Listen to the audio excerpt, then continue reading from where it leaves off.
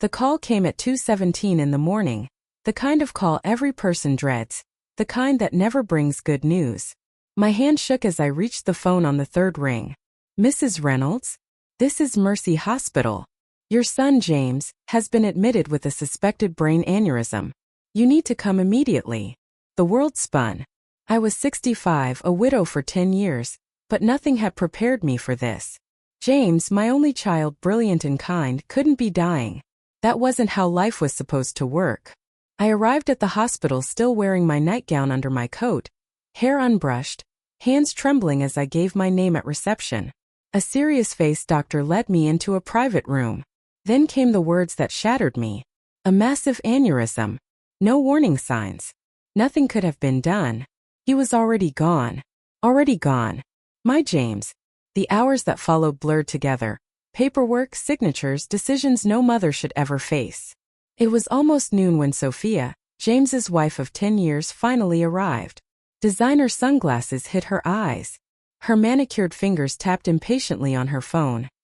There was traffic, she said without meeting my gaze. And I had to find someone to watch Lucas. I had already called Lucas's school, spoken to his teacher, and arranged for him to stay with his best friend's family. That Sophia hadn't even thought to do so was sadly typical. James is gone, I told her quietly, her lips parted in a perfect circle of surprise.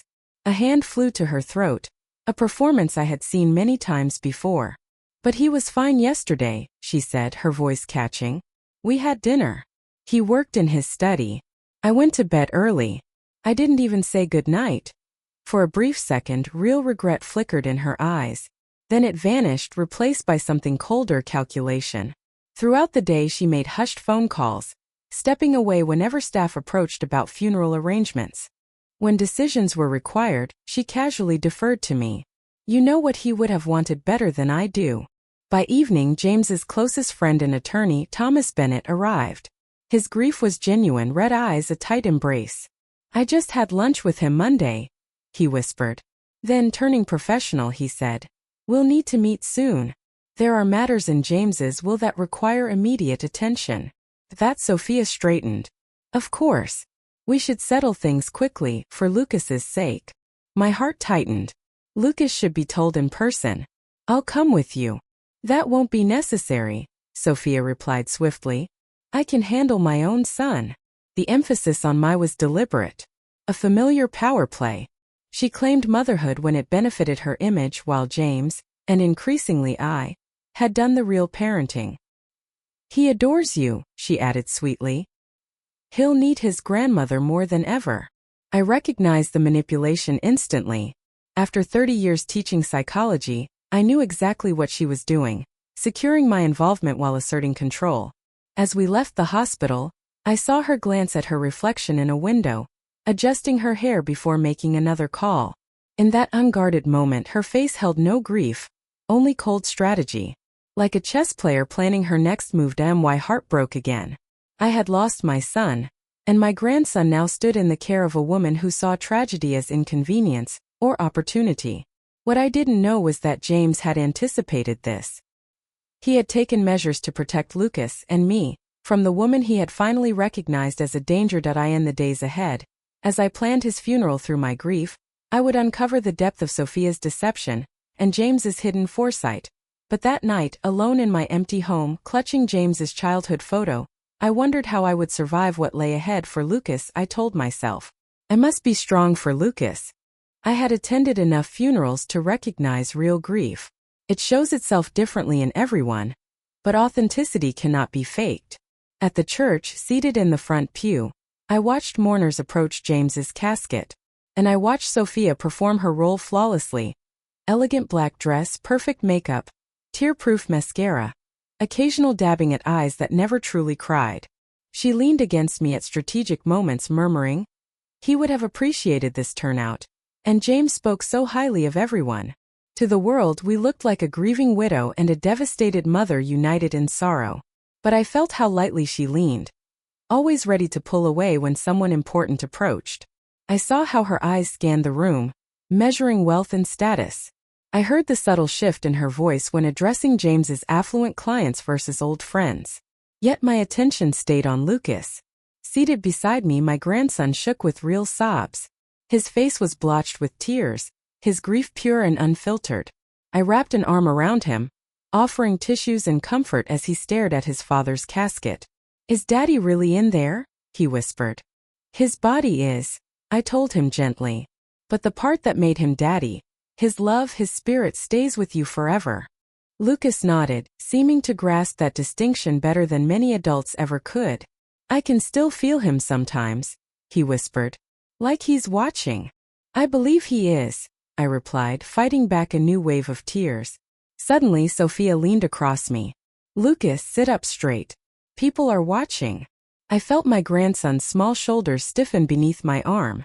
Her concern for appearances over her child's emotional state was exactly why James had been leaving Lucas in my care more often during the past year. After the service, an endless stream of mourners approached the casket, offering condolences. James had been loved by colleagues at his law firm, by grateful clients, by neighbors and lifelong friends. Each brought a story.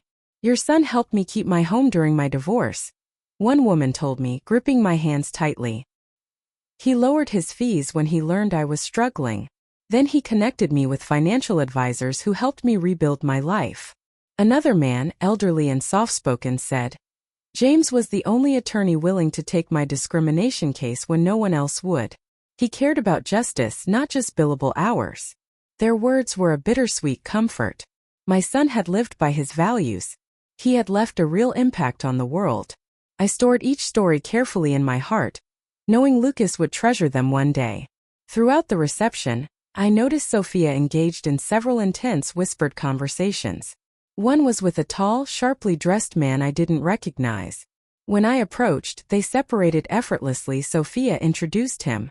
"This is Richard Harlow, one of James's real estate investment partners."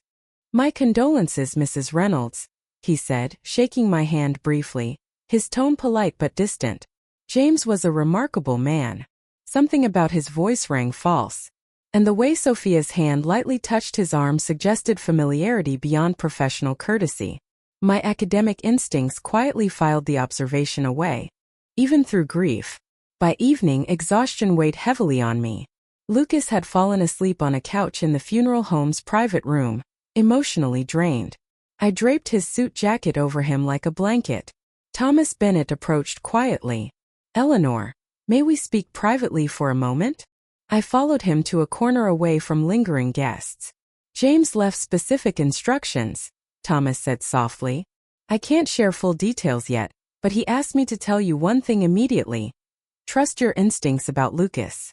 I glanced at my sleeping grandson, then at Sophia, who was checking her reflection in a compact mirror while nodding absently to condolences. "Yes," I said slowly. "That makes sense." Thomas nodded. "Good. We'll meet tomorrow to go over the will. But James wanted you to know that message now." He hesitated before adding, "Arrangements have been made for both of you." Before I could ask more, Sophia approached, her practiced smile in place. "Thomas," she said smoothly, "I hope we can resolve everything quickly. I'm thinking of taking Lucas away for a while after this. A healing trip. Probably best to handle estate matters promptly."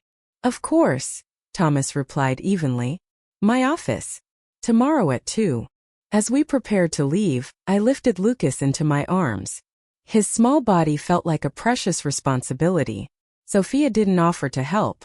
She simply scrolled through her phone. 17 missed calls, she sighed. So many arrangements to make. I studied her composed face. No swollen eyes, no drained posture. None of grief's unmistakable physical toll. Nothing mirrored the devastation crushing me from within. "What arrangements?" I asked carefully, keeping my tone neutral. "Life goes on, Eleanor," she replied without looking up. "Bills, accounts, notifications. James handled everything. Now it's all on me. Not us.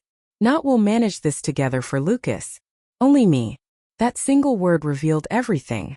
Sophia then asked if I could keep Lucas overnight so she could have space to process. A strange sense of foreboding settled over me, and beneath it something else.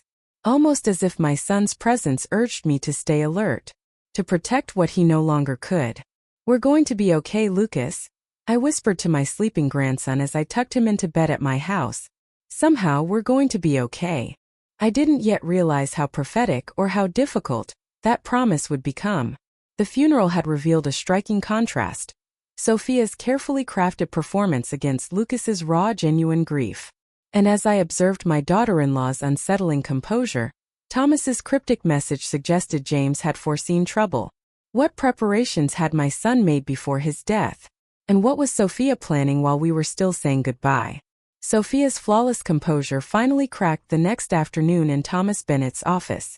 As he read the will, I watched her expression shift, smug satisfaction giving way to confusion, then to restrained outrage. Not exactly, Thomas said calmly. Mr. Reynolds left you the Lakehouse property, his Meridian Partners investment portfolio, and a life insurance policy valued at $500,000. I sat quietly, hands folded, as he continued outlining the inheritance.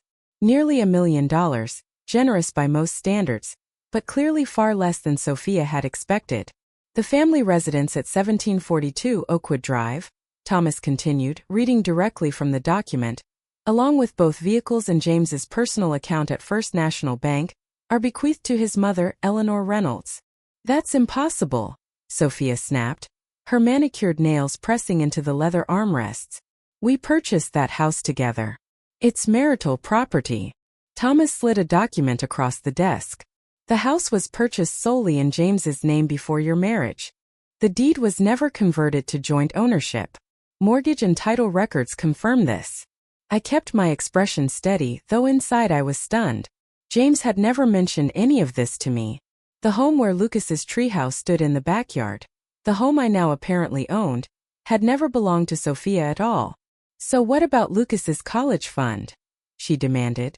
James always said he was setting money aside for his education. Thomas nodded. Mr. Reynolds created a trust for Lucas's educational and care expenses. You are not the trustee of that account. Sophia's voice sharpened. Then who is? Thomas glanced briefly at me. Eleanor Reynolds has been named trustee of all funds designated for Lucas's care and education. Silence fell over the room as Sophia processed this. I could practically see numbers and strategies moving behind her eyes. This makes no sense, she finally said, her tone shifting to wounded disbelief rather than fury. James and I discussed our estate plans. This is nothing like what we agreed. Thomas cleared his throat. The will was updated 3 months ago. Mr. Reynolds came to me specifically to make these changes. All documents are legally executed and witnessed. 3 months ago? Sophia repeated, eyes narrowing. He never told me. That was his legal right, Thomas replied simply. I remained silent, absorbing the magnitude of it all. 3 months ago, my son had quietly rewritten his will, ensuring I had the family home, financial security, and authority over Lucas's future, while limiting Sophia's access. James had seen what I had only begun to suspect, and he had acted. The timing matched a period when James had seemed especially troubled. He had often brought Lucas to stay with me for what he called father-son weekends, though I suspected those visits were actually meant to give himself space to face growing problems in his marriage. There must be some mistake, Sophia said, turning toward me with a carefully crafted look of appeal. Eleanor, you know James would have wanted his family to stay in their home. You already have your own house. Surely you don't intend to take ours away from Lucas. It was a skillful manipulation, framing any enforcement of James's wishes as me stealing something from my grandson instead of from her. I recognized the tactic but chose not to confront it. I'm as surprised as you are, Sophia, I replied honestly. I need time to understand all of this. Thomas proceeded with the remaining details: personal belongings, charitable donations, and funeral expenses James had arranged in advance. Throughout his reading, I noticed Sophia texting beneath the table, her expression fixed in appropriate grief, occasionally breaking into flashes of strategic calculation. When the meeting ended, Thomas asked me to remain behind. After Sophia departed with a tight-lipped promise to speak soon, he closed his office door and sat across from me. There's more, he said quietly. James left something for you. He asked that you receive it in private. He handed me a sealed envelope bearing my name in my son's handwriting. My fingers shook as I accepted it. Should I open it now? I asked softly. Take it home, Thomas advised. Read it when you're alone and ready. And Eleanor? His professional tone softened. James knew exactly what he was doing. Trust that. I nodded, slipping the envelope into my purse before leaving in the lobby. I found Sophia deep in a tense phone conversation, her back to the reception desk. I paused out of sight but close enough to hear. He completely blindsided me, she hissed. The house, the cars, even control of Lucas's education fund. No, I don't think he suspected anything. It must have been his mother's influence. Of course I'm going to fight this, Richard. I've invested 10 years in this family. I deserve more than a vacation property and an insurance payout. I retreated silently, taking the stairs instead of the elevator where she might notice me. My mind swirled with questions, but one truth was becoming clear. James had foreseen something I was only beginning to understand. Back in my modest home with Lucas still at school, I finally opened the envelope with trembling hands. Inside was a single sheet of letterhead from James's law office. Mom, if you're reading this, the unthinkable has happened. I'm so sorry to leave you carrying this burden, but there is no one I trust more. My marriage has been deteriorating for some time. What began as emotional distance has become something more serious. I've discovered things about Sophia that make me fear for Lucas's emotional well-being. And for your security too. I've arranged everything to protect you both. The house, the vehicles, and the funds are not truly for you. They are tools to ensure Lucas has at least one stable, loving guardian if I am gone. Sophia will fight this. She will try to manipulate you. Do not let her know what you suspect or what you learn. Watch carefully. Wait patiently. Document everything regarding Lucas's care. Thomas has the rest of my instructions and evidence I've collected. He will act when the time is right. I love you, Mom. You taught me to understand people and plan ahead.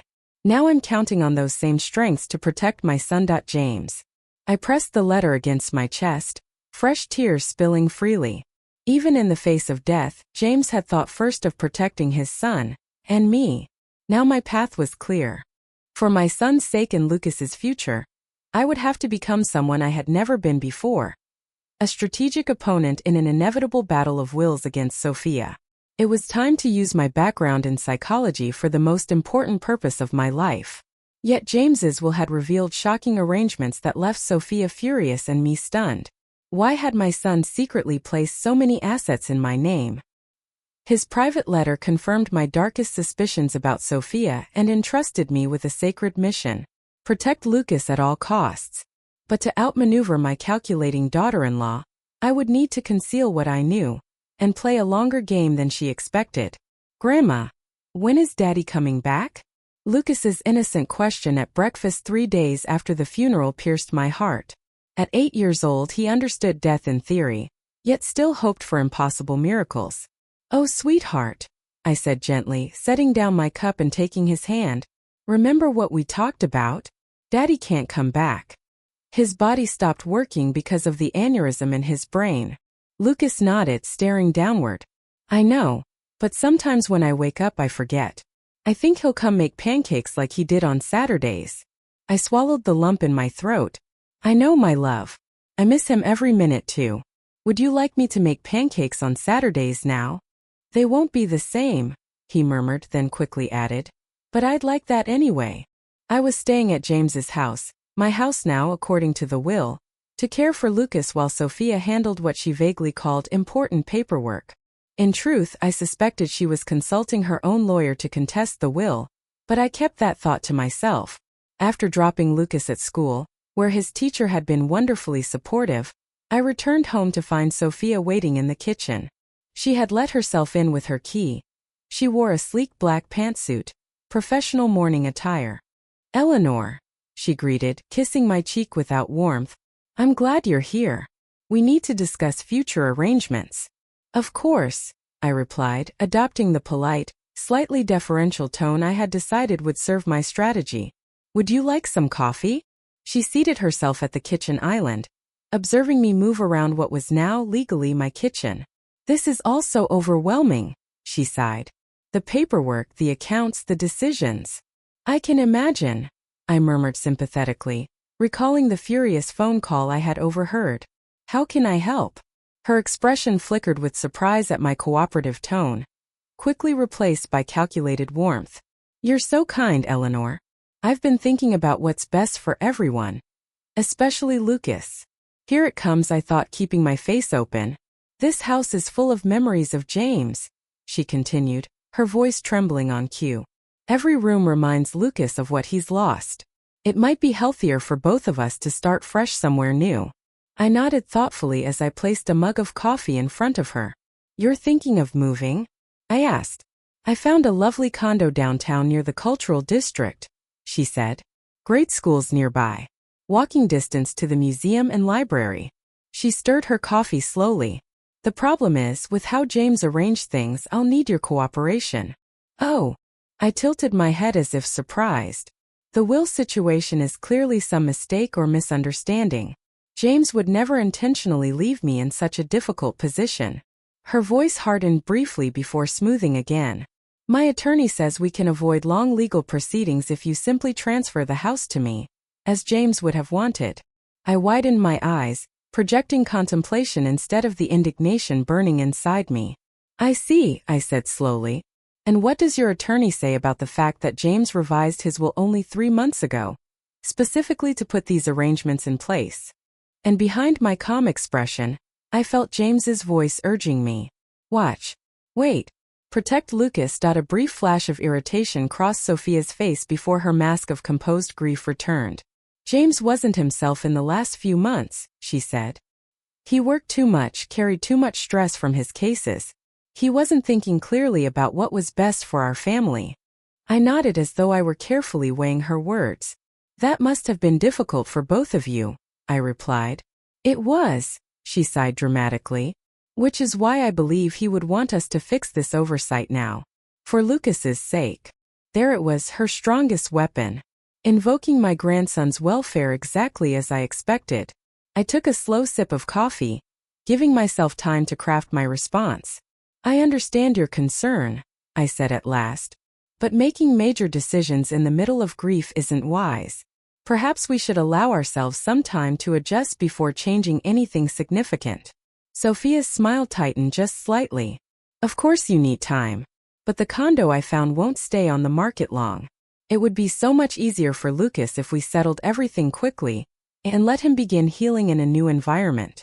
I recognized the tactic immediately. Artificial urgency meant to pressure a fast decision. Years of teaching negotiation psychology had trained me well. "Why don't we ask Lucas how he feels about moving?" I suggested gently.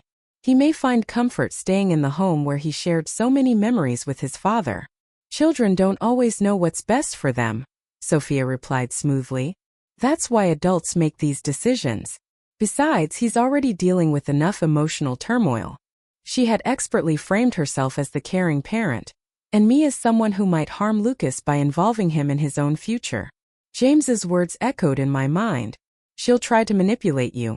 "You're probably right," I conceded, watching relief flicker across her features. "Let me think about it for a few days. This has all been such a shock." "Of course," she said, clearly believing she had gained ground. "Take the weekend." "But Eleanor," she added, lowering her voice confidentially, "I'm worried about finances with how things stand. James handled everything, and now I'm uncovering credit card bills, utilities, the mortgage. The mortgage that was now my responsibility according to the will." I kept that realization to myself. "I'd be happy to help review the household accounts," I offered, seizing the opening. "We could go through everything together." "That won't be necessary," she replied quickly. "I only meant that resolving the house situation would help me access the equity we've built for Lucas's education and well-being. The education fund James had deliberately placed under my control." I wondered if she realized how transparent her motives were to someone trained in behavioral observation. "Let's discuss it again next week," I suggested, rising as though reassured rather than alarmed. I should rest before picking Lucas up from school. After Sophia left, I sat alone in the silent house, mentally replaying our conversation. She clearly saw me as a grieving, passive older woman she could maneuver into surrendering what James had placed in my care.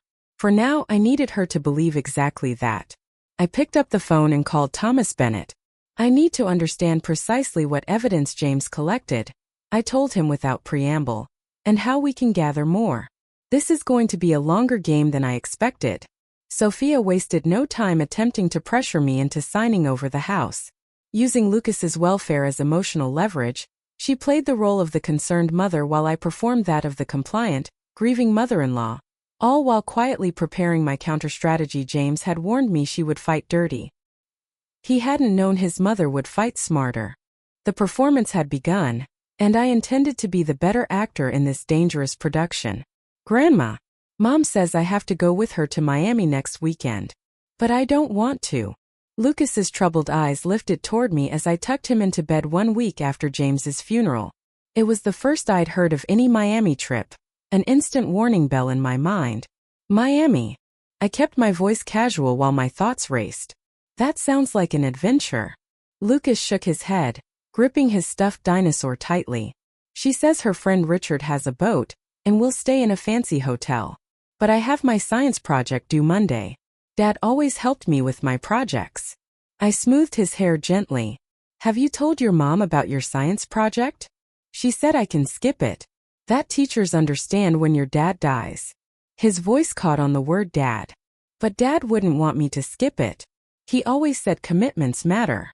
Your father was right, I said softly, making careful note of every word. Let me talk to your mom tomorrow. Maybe we can figure something out. After Lucas fell asleep, I called Thomas Bennett at the private number he had given me for urgent matters. Miami. His voice sharpened when I explained. With Richard Harlow? You know him. I was surprised. You know Richard? He's the real estate developer I mentioned yesterday, the one James had concerns about. His tone remained controlled but serious. Eleanor.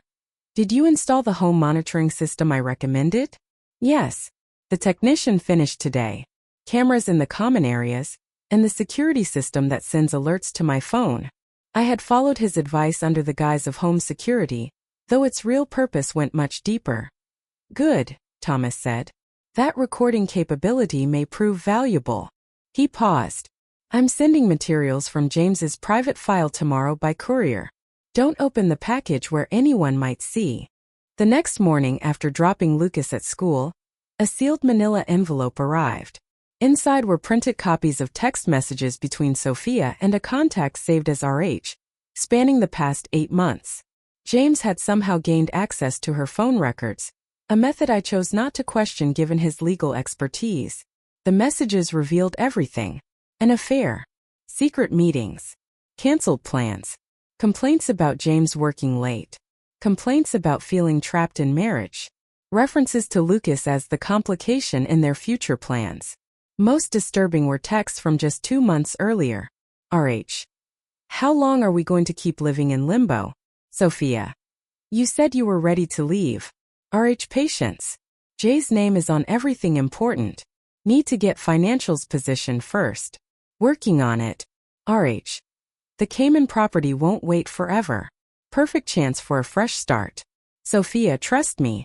Few more months max. Everything will fall into place. My hands trembled slightly as I set the pages down. These weren't merely proof of an affair. They revealed a plan. Sophia had been preparing to leave James, but only after securing financial control. Had James discovered this and rewritten his will in response? Was that why Sophia had been so shocked? Another document lay beneath the messages. A private investigator's report James had commissioned. It included photographs of Sophia and Richard entering a hotel together, receipts for expensive gifts he had purchased her, and background research into Harlow's business practices, some of which appeared ethically questionable. The final item was a handwritten note from James to Thomas, dated 3 weeks before his death. Tom, enclosed is everything I've gathered. I'm unsure of my next steps. Confronting her could jeopardize my access to Lucas if things go badly. I need to protect him above all else. Let's meet next Thursday to discuss options. James had died on Tuesday. I sat back, breath unsteady. My son had been planning his next move, and death had taken him before he could make it. Now the responsibility had fallen to me. The meeting James had planned with Thomas never took place. Now armed with the knowledge he had gathered, I approached my conversation with Sophia about the Miami trip with careful strategy. I waited until Friday afternoon, when she arrived to pick up Lucas's weekend bag. "Mom says we're going to Miami," Lucas said. I kept my tone light, curious rather than confrontational. "You're planning a trip to Miami?" "Just a short weekend getaway," Sophia replied, checking her designer watch. "A little distraction will do him good." "He's worried about missing his science project deadline," I mentioned casually. "You know how James always emphasized academics." Sophia's smile tightened slightly. "One weekend off won't ruin his grades. And the school psychologist recommended new experiences to help process grief." I nodded thoughtfully. "That makes sense. Though I wonder if a boat trip with Richard might be a bit much so soon after losing his father. Lucas seems anxious about it." At the mention of Richard's name, her eyes narrowed almost imperceptibly. "Lucas will be fine," she said. "Children are adaptable." "They certainly are," I agreed. "But sometimes familiar routines help after trauma. I'd be happy to keep him here to finish his project if that makes things easier for you." I could see the calculation flicker behind her eyes. The appeal of a child-free weekend weighed against the need to maintain her image as a devoted mother. "That's thoughtful but unnecessary," she said at last. "This trip is about mother-son bonding." "Of course," I replied. Then, as if casually remembering something, I added, "Oh, do you happen to know the password to James's home computer?" Lucas wanted to find some photos for a memory book his counselor suggested. "I don't keep track of James's passwords," she answered dismissively. "Ask Thomas to check his office files." Another point logged in my growing mental record. Most spouses shared passwords. Her ignorance was revealing. I had already found James's password notebook in his desk, but her reaction mattered more than the fact itself. "One more thing," I said as she turned to leave. "Lucas's teacher is looking for parent volunteers for the class field trip to the Science Museum next Wednesday. Since I'm not officially a parent, I thought you might want to sign up. They say children who've lost a parent sometimes struggle on these outings." It was a test, and one I suspected she would fail. "Wednesday? I have an all-day spa appointment," she replied smoothly. "I've been waiting weeks for mental health self-care." She added a dramatic sigh. "You understand." "Of course," I said sympathetically. "Self-care is important during grief. I'll explain to Lucas's teacher." She left with a promise to return Sunday evening with Lucas. The moment she drove away, I called Thomas. "She's taking Lucas to Miami with Richard Harlow," I reported. "We need to document this trip carefully." "Already arranged," Thomas said. "I've hired the same investigator James used. We'll have photographic documentation. Miami actually helps our case. It shows her priorities clearly." "And if Lucas is upset by the trip?" I asked, unable to hide the worry in my voice. "Document his emotional state when he returns. Have him speak with his counselor. Every reaction becomes evidence." I hated viewing my grandson's pain as evidence, but I understood the necessity. Protecting Lucas meant carefully recording every threat to his well-being. As I prepared for a weekend alone in James's house, my house now, I thought of the theater unfolding around us: Sophia, performing the grieving widow while planning escapes with her lover. Me, performing the supportive mother-in-law while quietly collecting proof. And Lucas, unknowingly offering crucial insight through his innocent comments and reactions. The only one not acting was James, whose absence remained the most powerful presence in our lives. I touched the framed photograph of him on the mantel. "I'm watching, James," I whispered. "Just like you asked. And I'm learning more than Sophia realizes." The evidence had revealed that Sophia had been planning her escape for months, viewing Lucas as an obstacle in her affair with Richard Harlow. Now, as she whisked my grandson away to Miami with her lover, I maintained my role as the supportive mother-in-law, while documenting every reckless parenting decision. James had begun building the case. Now I was continuing his work. Lucas returned Sunday evening sunburned, nauseous from too much ice cream, and emotionally withdrawn in a way that broke my heart. He shuffled into the house hours later than Sophia had promised, his small face tight with exhaustion. Behind him, Sophia stood texting rapidly on her phone. "How was your trip, sweetheart?" I asked, kneeling to his level. Lucas shrugged, eyes lowered. "The boat made him sick," Sophia interjected without looking up. "He's being dramatic. Just a little motion sickness." The resort was 5-star. The weather was perfect. He had a wonderful time. Lucas's expression told a very different story, but he stayed silent, glancing briefly at his mother before murmuring, "Can I go to my room?" "Of course," I said gently.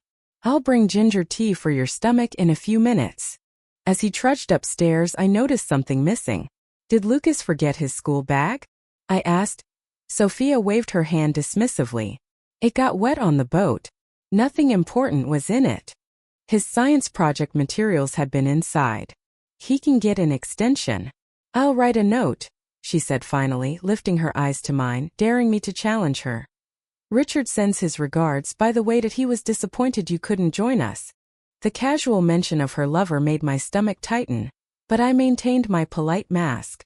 "How thoughtful," I murmured. "I hope you enjoyed your weekend." "Very much," she replied, a hint of triumph curling in her smile. "Richard has excellent connections in Miami. We're considering investment opportunities there." Another quiet admission filed away in my mind. "I should check on Lucas," I said. Upstairs, I found my grandson sitting on his bed, staring at a photograph of James on his nightstand. Homework still lay spread across his desk, untouched since Friday. "Do you want to tell me about the trip?" I asked gently, sitting beside him. His lower lip trembled. Mom was on her phone the whole time. She and Richard talked about boring grown-up stuff. They left me with the hotel babysitter, even at night. My heart sank. "All night?" I asked softly. He nodded miserably. "2 nights. The babysitter fell asleep watching TV. And I got scared when I woke up and didn't know where I was. I called Mom's room, but she didn't answer. I kept my face calm while anger burned inside me. That must have been frightening," I said gently. "Richard has a big boat," Lucas continued. "But he wouldn't let me touch anything. He said, 'Kids mess things up.' And Mom laughed when he said that. Dad always let me help steer our little boat." Each word was another piece of evidence. Another example of Sophia choosing her new relationship over her son's emotional needs. I made careful mental notes to write later in the journal Thomas had instructed me to keep. "Did you tell your mom you were scared or upset?" I asked. Lucas shook his head. "She was having fun. In the car she said it's important for her to be happy again, and I shouldn't make things harder by complaining." The manipulation, placing responsibility for her happiness on an 8-year-old grieving his father, sent a wave of protective fury through me. I pushed it down and focused on Lucas instead, pulling him gently against my side. "It's okay to have feelings," I told him softly. "Even when grown-ups are having fun. Your feelings matter too." And as he leaned into me, I silently promised again, "I will protect you." Lucas leaned into me, his small body relaxing a little. "Dad always asked about my feelings," he whispered. "I know, sweetheart. I know." After settling Lucas with ginger tea for his stomach and helping him salvage what we could of his science project, I opened my journal and recorded every revelation from the evening, adding them to the growing record of troubling behavior. Thomas had explained that establishing patterns was essential. Any single incident could be dismissed or explained away, but consistent patterns of neglect and poor judgment would form an undeniable case. Over the next 2 weeks, those patterns appeared with disturbing clarity. Sophia began staying out late without explanation, leaving Lucas in my care more and more often. She missed his school conference, sending me in her place with a vague excuse about estate meetings. She forgot to refill his asthma medication, leading to a frantic trip to the pharmacy when he suffered a mild attack during soccer practice. Each incident went into my journal. Each one reflected a mother drifting further from her son's daily needs. While I stepped in to fill the widening gap, I was careful never to criticize Sophia to Lucas. Instead, I focused on giving him the stability and attention he needed. Meanwhile, the home security system captured moments that spoke louder than words. Sophia bringing Richard to the house late one night, both slightly intoxicated, unaware that Lucas was awake, and witnessing their intimate behavior in the kitchen. Sophia telling Lucas hurriedly, "Remember to tell Grandma you had a great time today," after an outing where she had spent most of the time on business calls. Repeated promises to attend Lucas's activities, and repeated last-minute cancellations. All of it carefully logged through it all, I continued my role as the supportive, slightly naive mother-in-law. I offered help with Lucas's care in ways that appeared generous rather than strategic.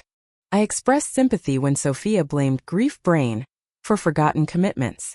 I avoided confrontation when she dropped thinly veiled hints about selling the house. "Eleanor, we need to talk about the house," she said one evening 3 weeks after James's death. She had arrived unexpectedly while I was helping Lucas with homework, dressed for a dinner date, not a mother-son evening. "Of course," I replied pleasantly. "I've been meaning to ask what items you'd like to take when I move in permanently next month." Her perfectly shaped eyebrows lifted. "Move in? I thought we agreed the house should be sold." "Oh, I don't recall agreeing to that," I said mildly. "Actually, I think it's best for Lucas to have stability right now." His therapist mentioned how important familiar surroundings are during grief. For a brief moment, her expression hardened. Then she forced a concerned smile. "I'm worried about you, Eleanor. This house is too large for you to manage alone. And the financial burden: mortgage, utilities, maintenance." "James left the house free and clear," I said casually, watching her reaction. "No mortgage. And I'm more capable than I look. Managing a university department for years taught me how to handle complex responsibilities." Something shifted behind her eyes, a recalculation. She was reassessing me, realizing I might not be as easy to manipulate as she'd assumed. Yet I maintained my warm, non-threatening demeanor. "We'll discuss it later," she said finally. "I have to go. Important dinner meeting. Lucas has eaten, and he should be in bed by 9. After she left, I sat with Lucas at the kitchen table, helping him rebuild the solar system model whose materials had been lost in Miami. As he carefully glued Mars into place, he looked up suddenly. "Grandma, are you going to live here instead of Mom?" The question caught me off guard. "Why would you ask that, sweetheart?" He shrugged, focusing on positioning Jupiter. "Mom told someone on the phone that you're trying to take the house from her. She said you're being selfish." I chose my words carefully. "Your dad wanted to make sure we all had safe places to live. Sometimes adults disagree about details." "I want you to stay," he said simply.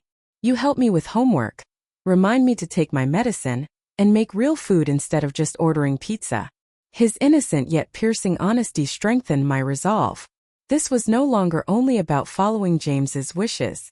It was about protecting a child who, at 8 years old, already recognized the difference between genuine care and performative parenting. "I'll do my very best to stay close no matter what," I promised. It was the only promise I could make with complete certainty, while the larger battle continued unfolding around us. After the Miami trip, disturbing patterns in Sophia's parenting grew even clearer.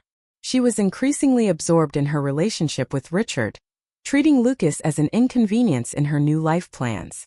The house became our first battleground, but the real war was for something far more precious.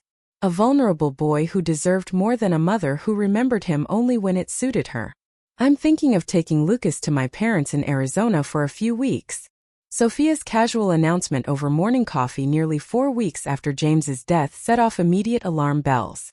Only minutes earlier, I had informed her that Thomas Bennett needed another meeting with us regarding additional estate matters. "Arizona?" I stirred my coffee to hide my reaction. "That's quite far. What about Lucas's school?" "He can miss a few weeks," she said with a wave of her hand. "Children are resilient." James's favorite phrase, "children are resilient," sounded hollow when spoken by her. In his mouth it had been thoughtful. In hers it was a convenient excuse. "When were you planning to go?"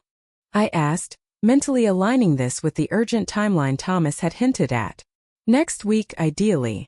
She checked her expensive watch. "My parents have been begging to see Lucas. And honestly, I could use a support system.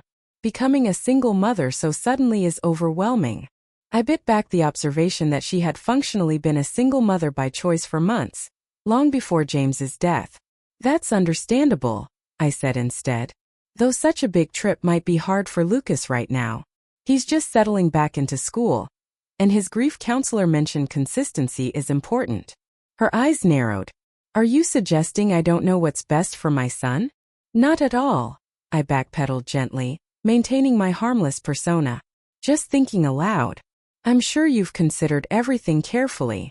I have, she said, her tone softening into something almost conspiratorial. Actually, Eleanor, I wanted to talk to you about something important. Could we have dinner tonight? Just the two of us. I'll have my assistant watch Lucas. Your assistant? I asked lightly. Richard's assistant, she corrected smoothly. Melissa is wonderful with children. She's watched Lucas before.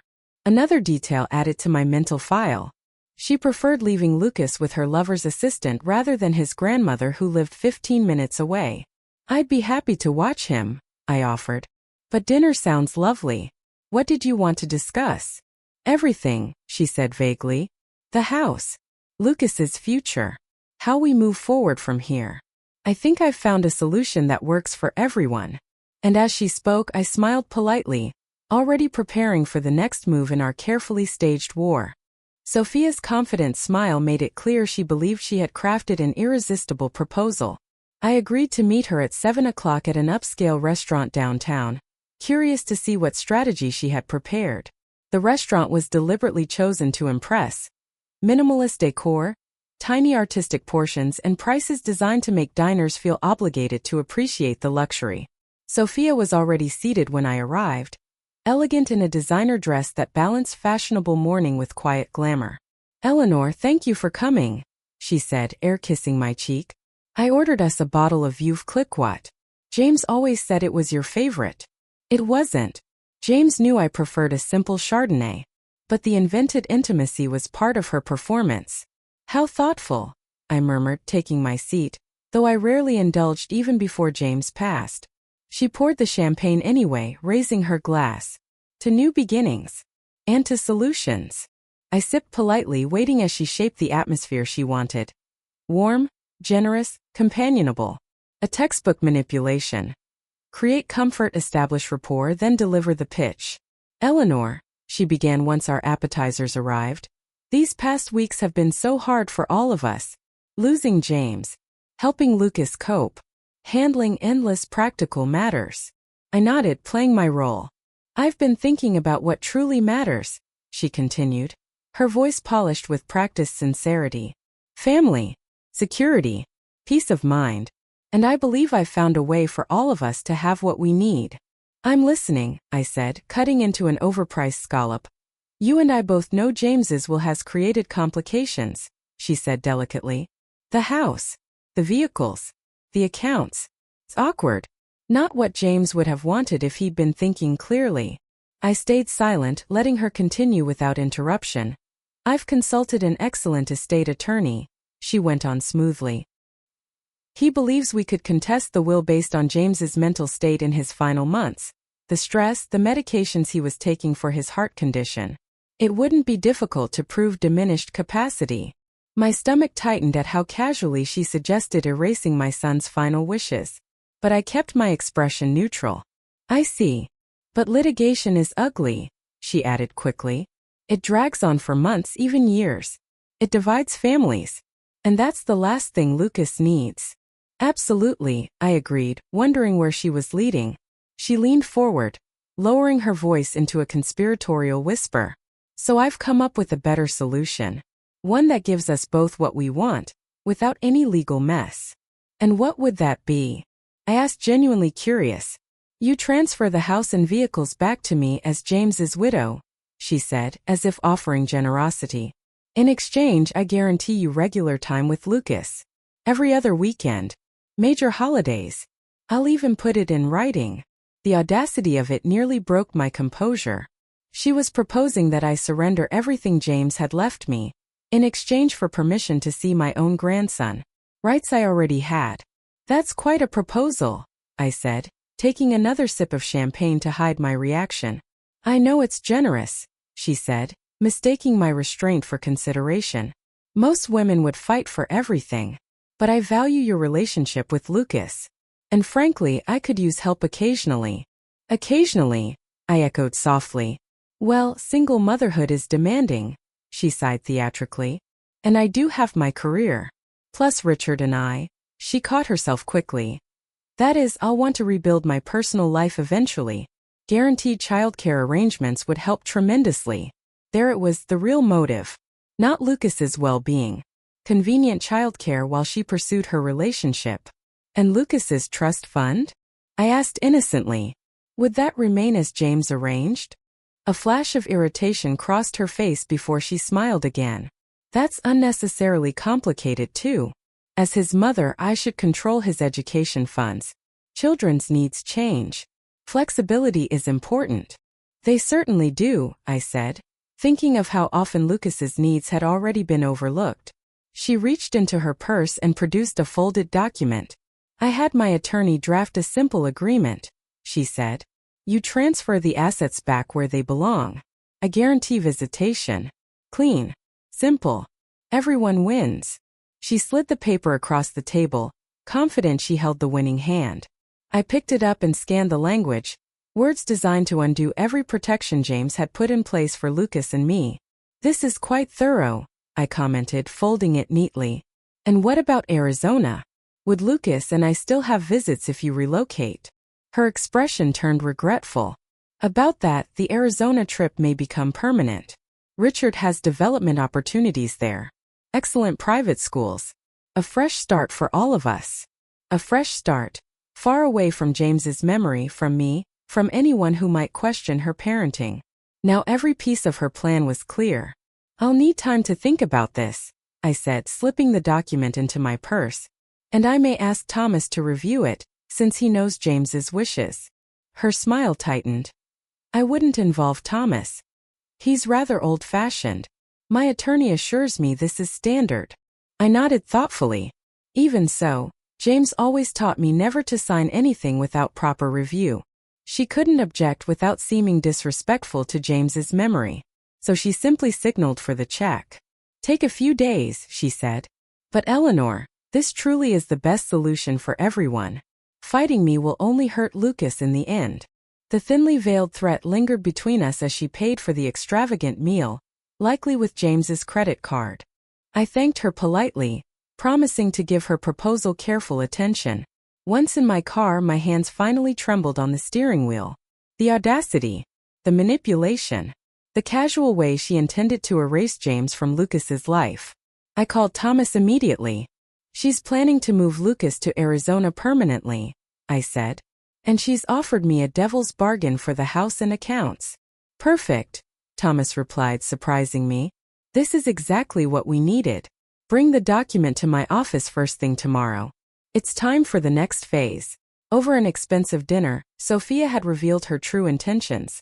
Surrender everything James left me in exchange for permission to see my own grandson. Her plan to take Lucas to Arizona with her lover showed how completely she intended to erase James's memory from their lives. Little did she know. Her manipulation had just handed us the evidence we needed. Thomas's cryptic response told me the game was about to change, and Sophia had no idea what was coming next. She actually put it in writing, I whispered in disbelief. Thomas Bennett shook his head as he studied the document carefully. I can hardly believe it, he said quietly. We sat in Thomas's office early the next morning, our coffee growing cold as we examined Sophia's proposal line by line. This is essentially a confession, Thomas said, highlighting sections with a yellow marker. She's clearly stating she'll allow you access to Lucas only if you transfer assets that legally belong to you. That's textbook coercion. And this part about Arizona, I added, pointing to the clause mentioning reasonable visitation regardless of primary residence location. It shows premeditation to remove Lucas from his support system and familiar environment during grief. Thomas added another bright streak of yellow. Combined with the evidence we've gathered of her parenting patterns, this creates a compelling narrative. I leaned back, absorbing the weight of it all. So what happens now? Thomas set the marker down, his expression turning grave. It's time to execute the contingency plan James put in place. He hoped it would never be needed, but he prepared for this exact scenario. From his desk drawer, Thomas withdrew a sealed envelope labeled Emergency Protocol in James's handwriting. My chest tightened at the sight of my son's familiar script. James left detailed instructions on when and how to act if Sophia's behavior threatened Lucas's well-being or attempted to separate him from you. Thomas opened the envelope carefully. The key component is a petition for emergency custody modification. Custody modification? I repeated, stunned. James wanted me to seek custody of Lucas? Temporary custody at first, Thomas clarified.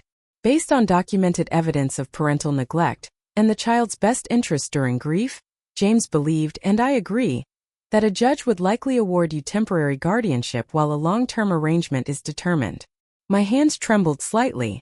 The responsibility James had left me was enormous, not only to document Sophia's behavior, but possibly to become Lucas's primary caregiver. I'm 65, Thomas. Would a court truly consider me as guardian over his mother? Age isn't disqualifying, he assured me, especially given your deep involvement in Lucas's life. And remember, we're not claiming Sophia is an unfit mother in the traditional sense.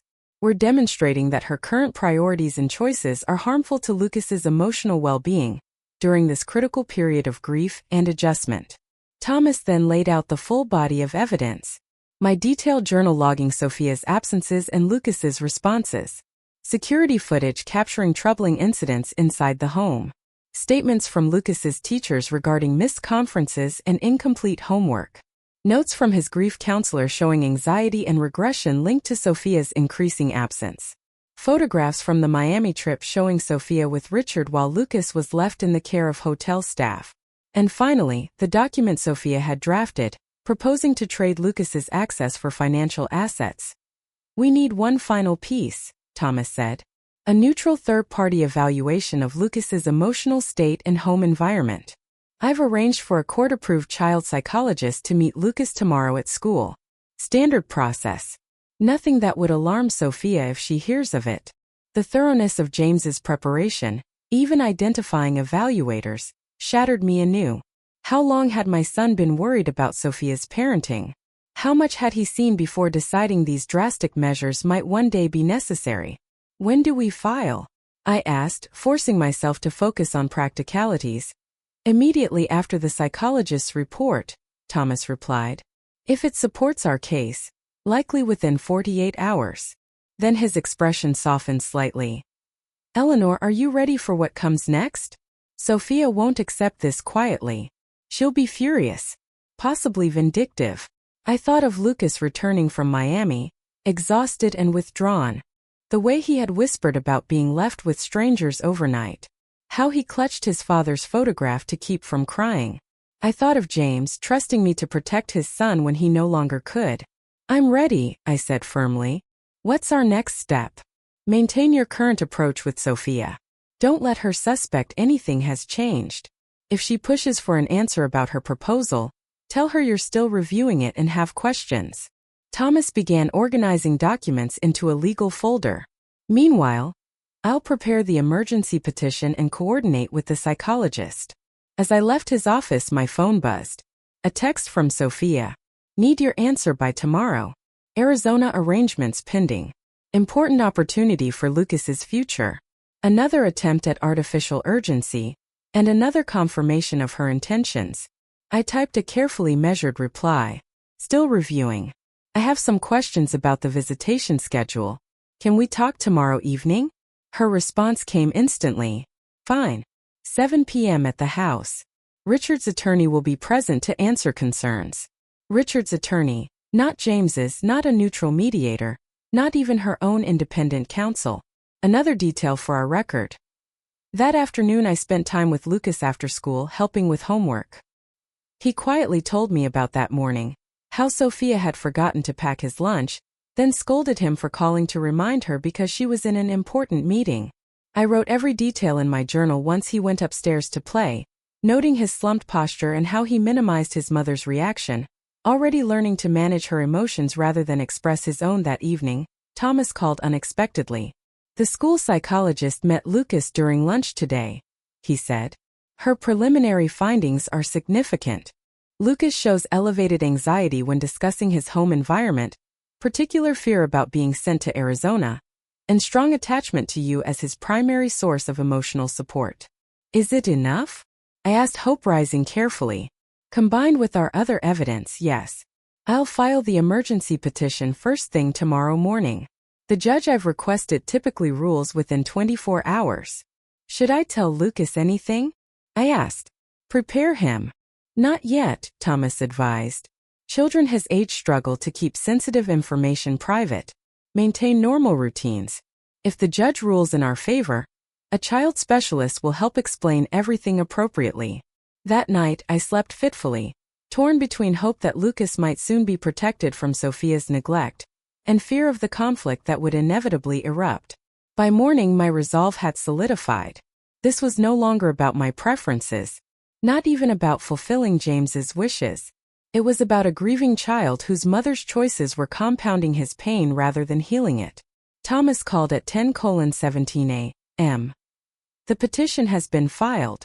Judge Carlton has scheduled an emergency hearing for tomorrow at 9 a.m. Sophia will be served notice this afternoon. So soon?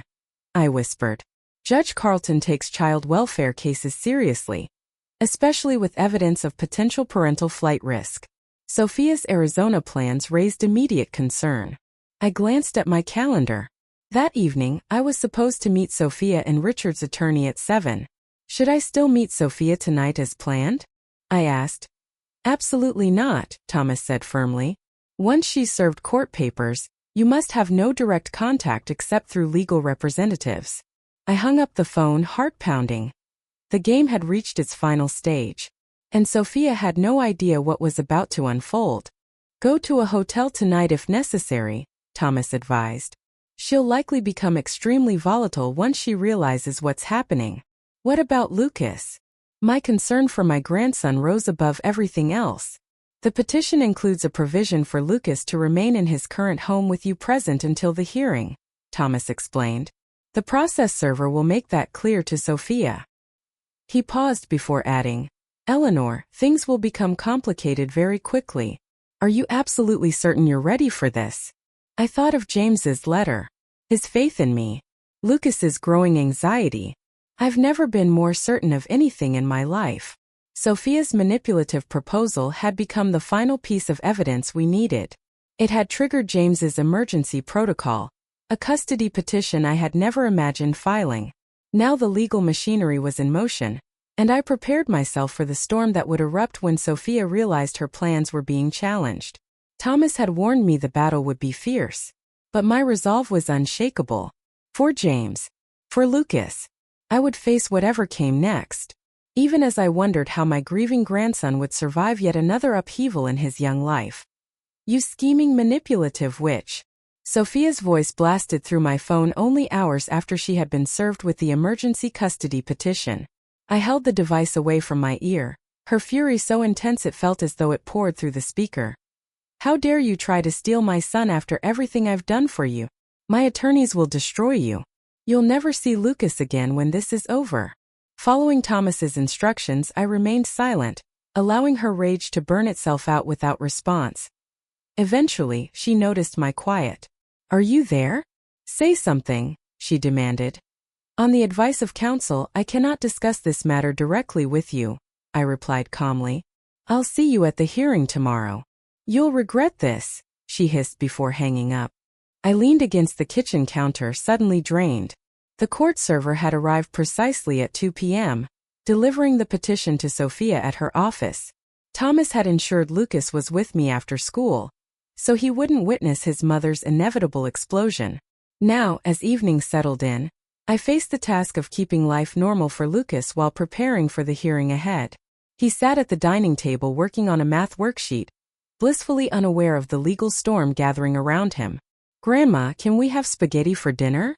He asked. The kind with your special sauce. Of course, sweetheart, I replied, grateful for the comfort of ordinary routines. Would you like to help me make it? As we chopped onions and stirred the sauce, I studied Lucas's face for signs of added stress. Earlier, Sophia had called him. Her voice had been tight but controlled as she explained she had an unexpected work emergency, and that he'd stay with me that night. Lucas had accepted it without question, already accustomed to her frequent absences. Mom sounded mad on the phone, he said suddenly, sprinkling cheese onto his plate. Is she mad at me? No, absolutely not, I assured him quickly. Grown-ups sometimes get frustrated about work. It has nothing to do with you. He nodded, mostly reassured though not completely convinced. She said she'd take me for ice cream tomorrow to make up for missing dinner. But she forgot last time she promised. Another small but telling detail. Broken promises had become so common that disappointment was now expected. I added the moment to my mental record while keeping my tone warm. "Let's enjoy dinner tonight," I said gently. "We'll see what tomorrow brings." I couldn't bring myself to promise anything when I knew how dramatically our lives might change after the hearing. After Lucas was in bed, extra stories, extra reassurance, I called Thomas for final preparation. "How's Lucas?" he asked immediately. "He's managing," I said. "He doesn't seem aware of what's happening." Sophia called briefly but kept her composure. "Good," Thomas replied. "Children sense tension, but there's no reason for him to carry adult worries." His voice shifted into professional mode. "For tomorrow, I've prepared a summary of all evidence for Judge Carlton. The psychological evaluation strongly supports our position. What should I expect in court?" I asked. "Judge Carlton runs a tight courtroom. This is an emergency hearing, so testimony will be brief. You'll likely be asked about your observations of Lucas's well-being and your ability to provide temporary care.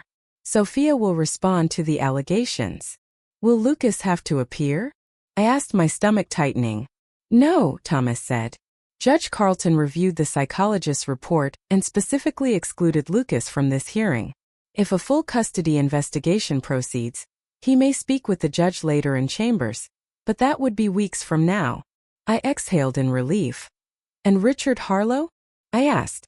"No legal standing," Thomas said. "But he's funding Sophia's aggressive attorney, so his influence will be present." He paused. "Eleanor, prepare yourself. Sophia's strategy will likely be to paint you as a grief-driven, controlling mother-in-law trying to steal her child." "I understand," I replied, even as my heart raced. "Focus on Lucas," Thomas said. "No matter what they claim, remember why we're here." Sleep was impossible that night. I checked on Lucas again and again, watching his steady breathing, wondering how tomorrow's decision might shape the rest of his childhood. By morning I was exhausted but resolute.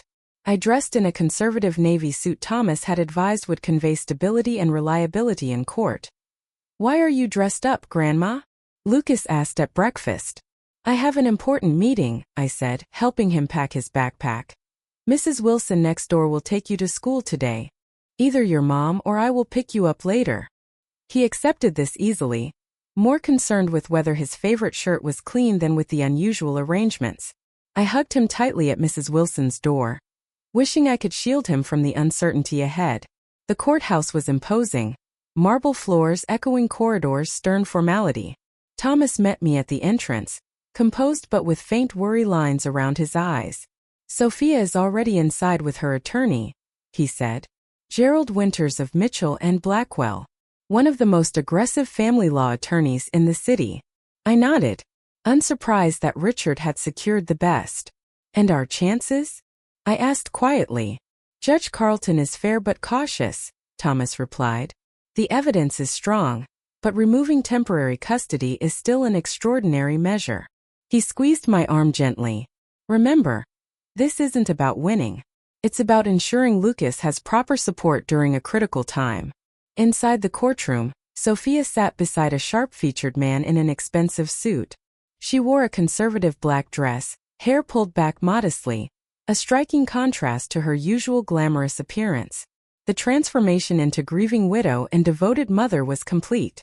A framed photograph of James and Lucas sat prominently on the table in front of her. Her eyes met mine, glacial hatred flickering for just a second, before she reshaped her face into wounded confusion and leaned to whisper to her attorney. The performance had begun. At precisely 9 a.m. Judge Carlton entered, and the fate of Lucas's future hung in the balance. Judge Carlton's no-nonsense demeanor suggested she had little tolerance for theatrics as she reviewed the file before her.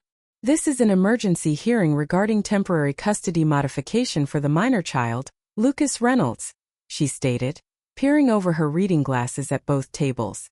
"I have reviewed the petition and supporting documentation. Let us proceed efficiently."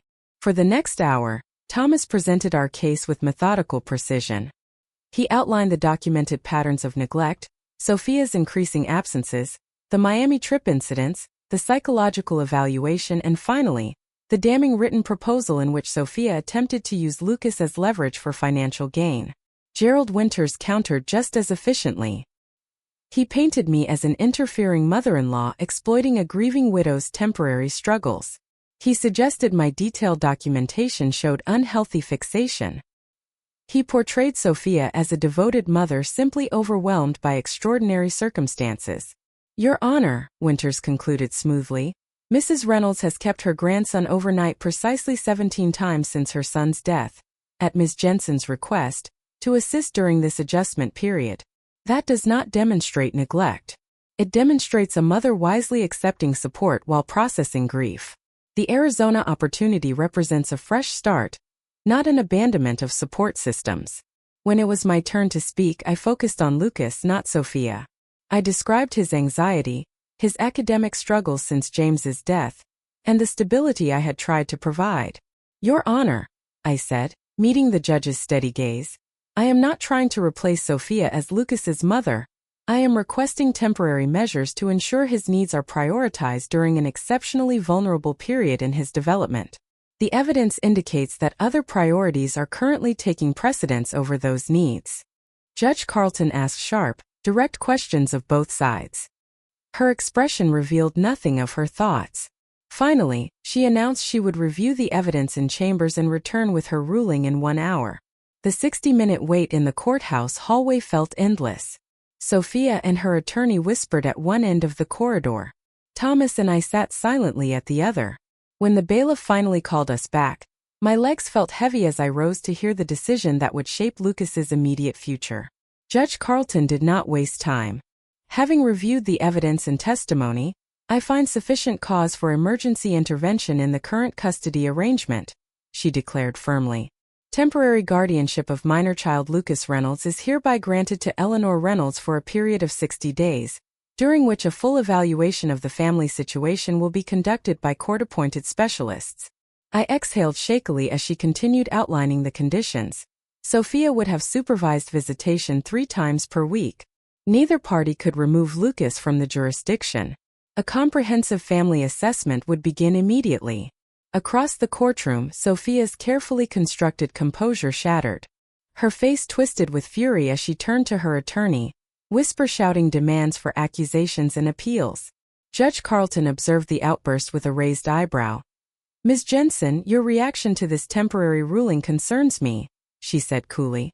I strongly advise you to use the coming evaluation period to demonstrate the mature parenting capacity your son needs, rather than focusing on personal grievances. With a sharp strike of her gavel, she concluded, Court adjourned. As we exited the courtroom, Sophia blocked our path. Her makeup was streaked now, angry tears cutting through her carefully applied mask. This isn't over, she hissed. You think you've won? You have no idea what's coming. Thomas stepped between us. Ms. Jensen, all communication will go through counsel from this point forward. We'll coordinate Lucas's pickup from school and arrange the first supervised visitation. Sophia was led away by her increasingly alarmed attorney. I leaned against the wall, the magnitude of what had just happened washing over me. I had temporary custody of my grandson. James's fears had been validated by a court of law. Lucas was safe, at least for now. What happens next? I asked Thomas, my voice unsteady. We pick Lucas up from school, he said gently. We explain the situation with help from his counselor and begin establishing a stable routine. He placed a supportive hand on my shoulder. The hardest part is just beginning, Eleanor. But today Lucas is safe. 6 weeks later. Grandma, is Mom ever coming back? Lucas's question pierced my heart as we sat on the porch swing. His small legs dangled, not quite reaching the floor, eyes fixed on the driveway where Sophia's car usually appeared for supervised visits she had attended only sporadically over the past month and a half. Your mom is going through a difficult time, I answered carefully, using the phrasing the family therapist had recommended. She loves you, but sometimes adults struggle with big changes. Lucas nodded with wisdom far beyond his 8 years.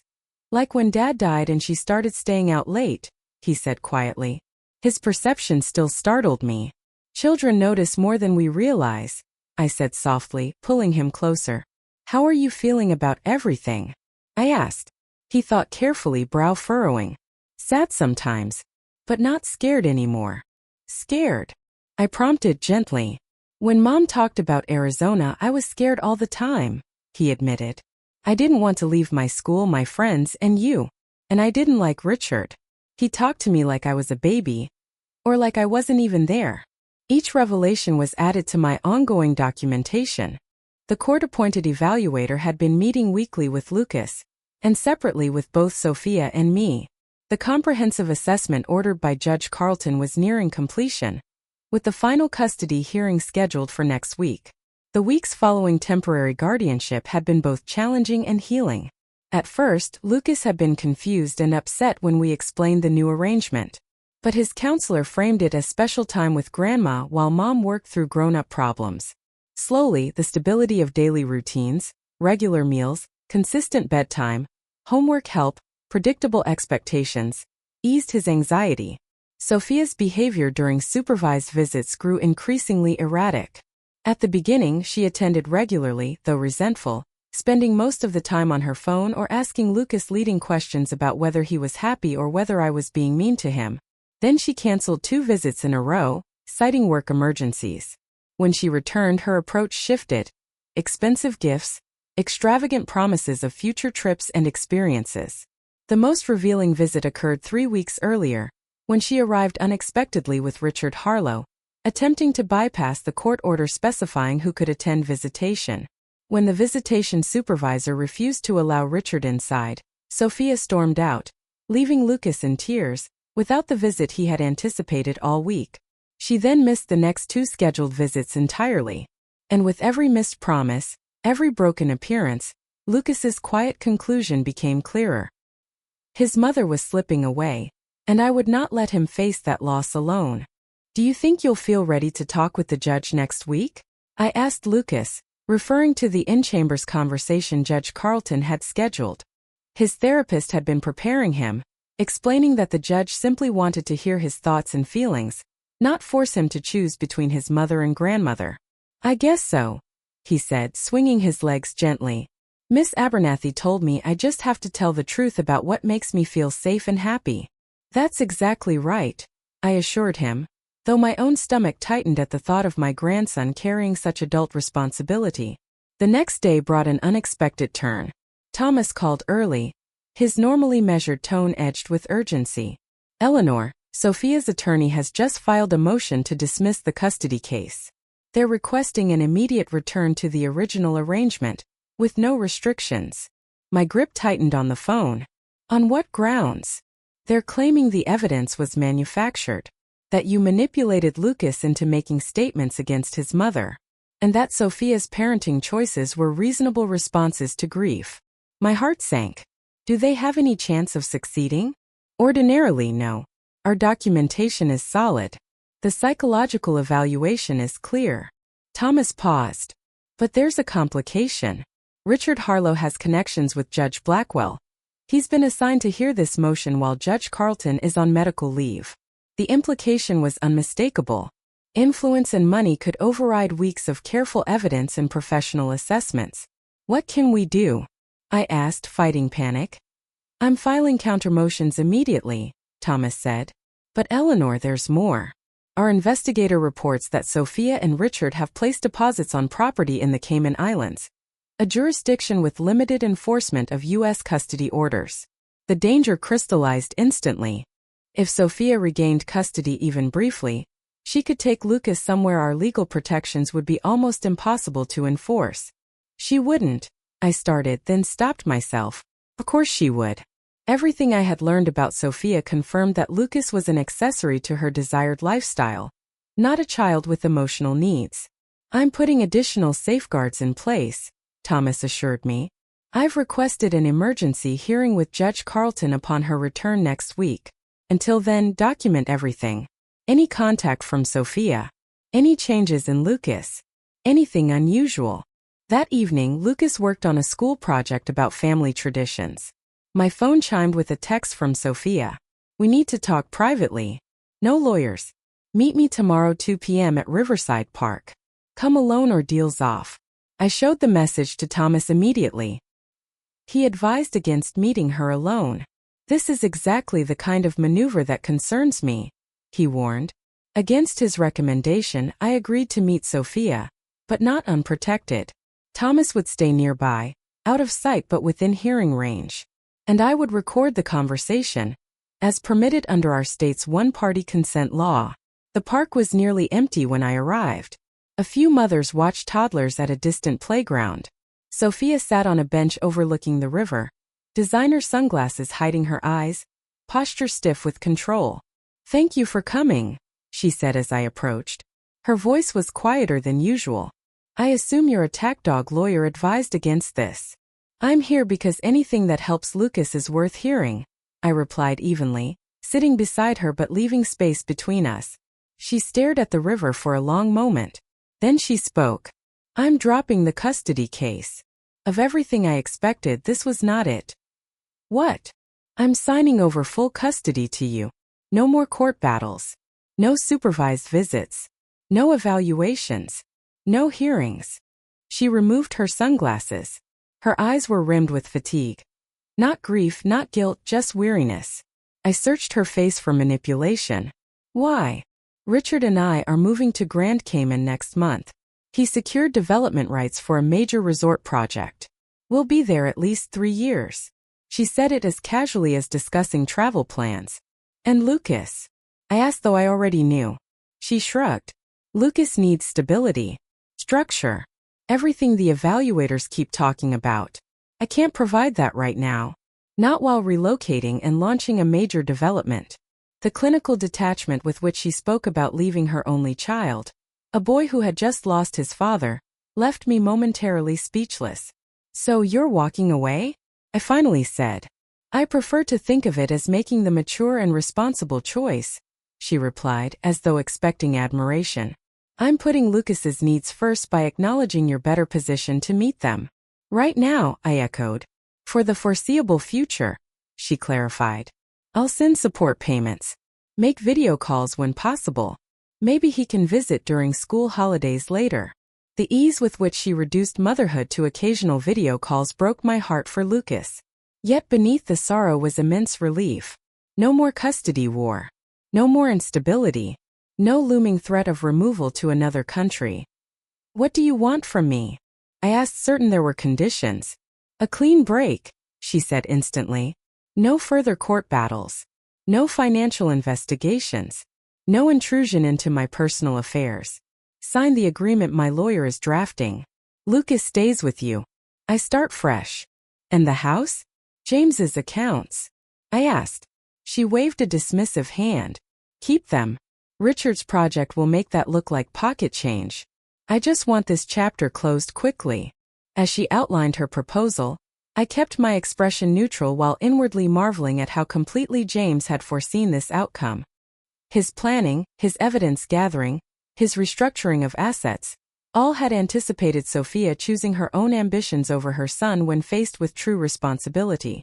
1 week later, I sat in Judge Carlton's chambers as she reviewed the voluntary custody agreement Sophia had signed the day before leaving for Grand Cayman with Richard. "This is an unusual resolution," the judge remarked, scanning the document. "Ms. Jensen is surrendering all parental rights except limited visitation at your discretion. She believes it is in Lucas's best interest while she relocates internationally for an extended period," I said, using the diplomatic wording Thomas advised. Judge Carlton's expression suggested she saw through the polite phrasing, but she nodded. "And you are prepared to assume full legal guardianship of your grandson at your age, Mrs. Reynolds?" Without hesitation I replied, "Lucas needs stability, love, and connection to his father's memory. I can provide all 3. The judge studied me for a long moment, then signed the final order. "Based on the evidence presented throughout these proceedings, and Ms. Jensen's voluntary relinquishment, custody of Lucas Reynolds is hereby granted to Eleanor Reynolds, with support payments and limited visitation as outlined."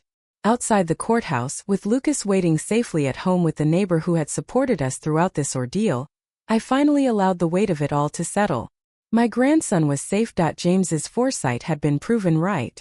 And a new chapter, fragile, uncertain but filled with hope, was about to begin.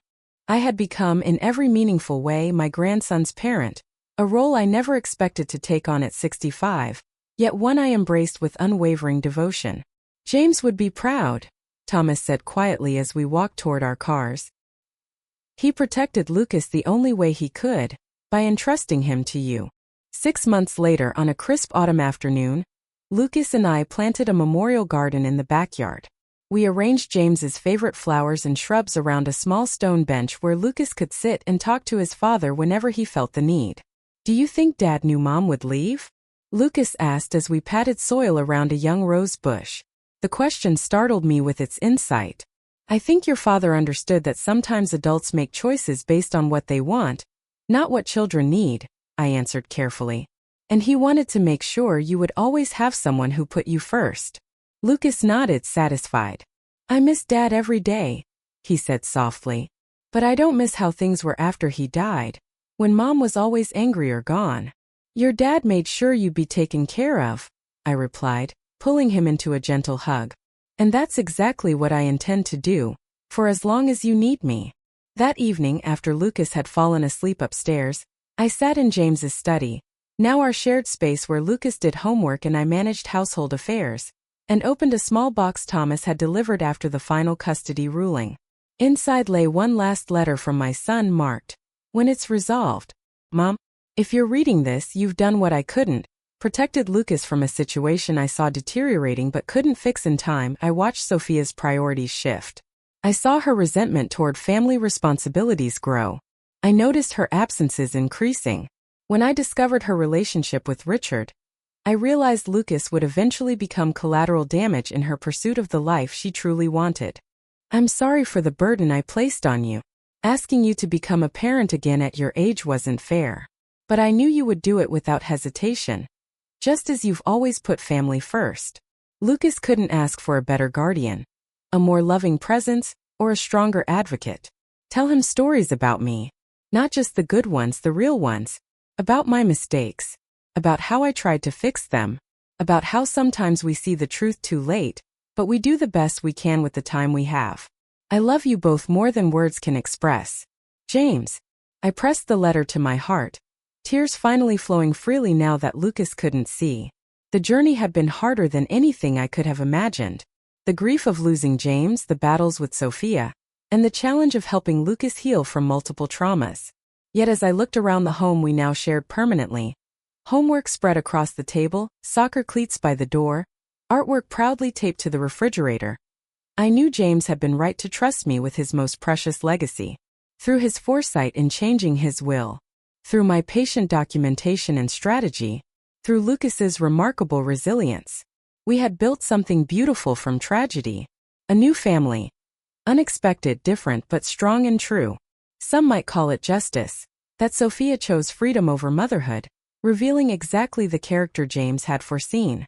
But I preferred to think of it as redemption. A chance to honor my son by raising his child with the values he cherished, ensuring that, despite everything, love would have the final word in our story.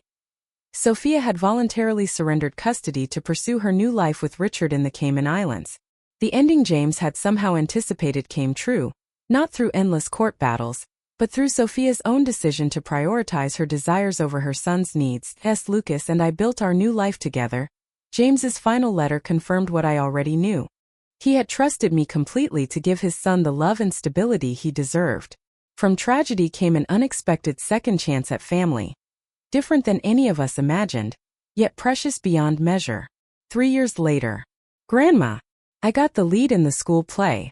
Lucas burst through the front door, 11 years old now, his energy filling the house as he dropped his backpack and thrust a script into my hands. 3 years had transformed the quiet, anxious 8-year-old into a confident, thriving middle schooler whose smile now reached his eyes. "That's wonderful," I said, examining the script. "Our Town" by Thornton Wilder. Playing George Gibbs is a big responsibility. I'm so proud of you. Ms. Larson said Dad played the same role when he was in 8th grade. Did you know that? My heart warmed at his casual mention of James. We had worked hard to keep his father's memory alive, through stories, photographs, and traditions. Saturday pancakes. Summer fishing trips to James's favorite lake. The memorial garden we tended together. I certainly did, I smiled. I still have the program somewhere in the attic. Your father was quite the actor in school. He'd be thrilled to see you following in his footsteps. Lucas grinned, then grew thoughtful. Do you think we should tell Mom about the play? The question didn't surprise me. Sophia had faded from Lucas's life after moving to Grand Cayman. Her promised video calls dwindled to awkward birthday messages, then stopped entirely. Lucas still sometimes reached for connection, though less often now. We can send her an email with the dates, I said carefully. It's entirely your choice. He considered it, then shook his head. Maybe not. She didn't answer when I wrote about winning the science fair. And she's probably still in Asia with Richard anyway. Through occasional updates from Thomas, who still handled support payment logistics, I knew Sophia and Richard had married and were now developing resort properties in Thailand. The support payments arrived reliably, but never with notes, never with inquiries about Lucas's well-being. Whatever you decide is fine, I assured him, following the guidance of our family therapist, acknowledging Sophia's existence without creating false expectations. I think just you, the Wilsons, and Uncle Thomas are enough audience for me, Lucas said, referring to our neighbors who had become extended family, and to Thomas Bennett, now less an attorney, more a beloved uncle figure in his life. As Lucas bounded upstairs to begin homework, I moved into the kitchen to prepare dinner. I paused to straighten the photo collection on the refrigerator. Lucas winning a karate tournament, building a science project, laughing with friends at his birthday party. A visual timeline of healing.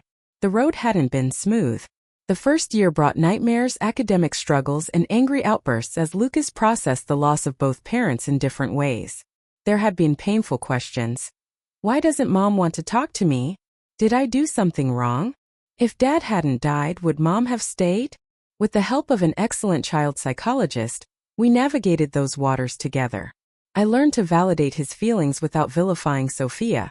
Helping him understand her choices reflected her limitations, not his worth.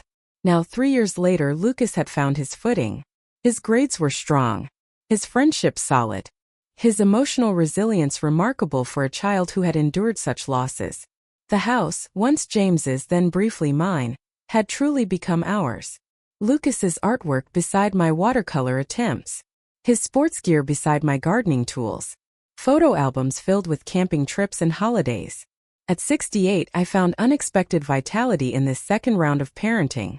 The responsibility gave me purpose. Lucas's energy kept me active. And life, it turned out, still held surprises even now. I had even begun dating again. A kind widower I met through the community theater where Lucas took acting classes. Nothing serious yet.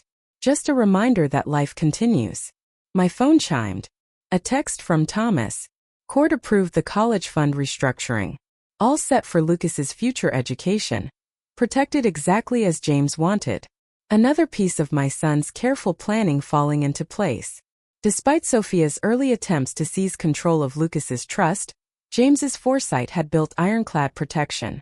Now the funds were secured, ensuring Lucas's college education, and perhaps even beyond, no matter what the future held. And as I set dinner on the table and called Lucas downstairs, I realized James's legacy had not been wealth, not property, not legal documents. It was love, protected, preserved, and passed forward. And in that we had truly won.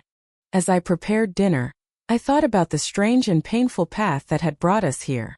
The midnight phone call that had shattered our world. The slow unveiling of Sophia's true nature. The careful strategy that had ultimately protected Lucas from becoming collateral damage in her pursuit of a different life. In the darkest days after James's death, I could never have imagined the life Lucas and I would build from the ashes of that tragedy. The grief was still present. It always would be. But it had woven itself into a new reality filled with purpose, connection, and moments of genuine joy. The doorbell rang, interrupting my thoughts. Through the peephole, I saw our neighbor Mrs. Wilson holding a covered dish. I made too much lasagna again, she announced when I opened the door. Her familiar excuse for the meal she regularly shared with us. And Bill wants to know if Lucas is still coming to help with the birdhouse project this weekend. He's been talking about nothing else. He certainly is, I laughed, accepting the dish gratefully. Would you and Bill like to stay for dinner? Lucas has some exciting news about the school play. As Mrs. Wilson stepped inside, calling up the stairs to congratulate Lucas, who shouted back enthusiastic thanks, I felt the quiet comfort of community. A support system built not by blood alone, but by kindness, shared time, and genuine care. Later that evening, after Lucas had gone to bed, I sat in the peaceful living room and opened the memory book we had created during that first difficult year. Photographs of James at different ages, Lucas's childish handwriting describing favorite moments with his father, cards from friends and family who had supported us through the custody battle. On the final page was a quote from James's last letter. "Tell him stories about me. Not just the good ones, the real ones. About my mistakes and how I tried to fix them." I had honored that request. I had shared with Lucas the full human truth of his father, a good man who recognized his marriage was failing, who saw how it might affect his son, and who took concrete steps to protect his child's future, even while hoping those protections would never be needed. When Lucas once asked why his father changed his will without telling Sophia, I explained gently, "Your dad saw that your mom was making choices that might not put your needs first. He wanted to make sure someone would always do that, no matter what." It was the truth, simplified for a child's heart but honest. We had chosen honesty throughout our journey, building trust through difficult conversations rather than comfortable avoidance. Outside, the garden James once loved, now tended by Lucas's hands, caught the last golden light of evening.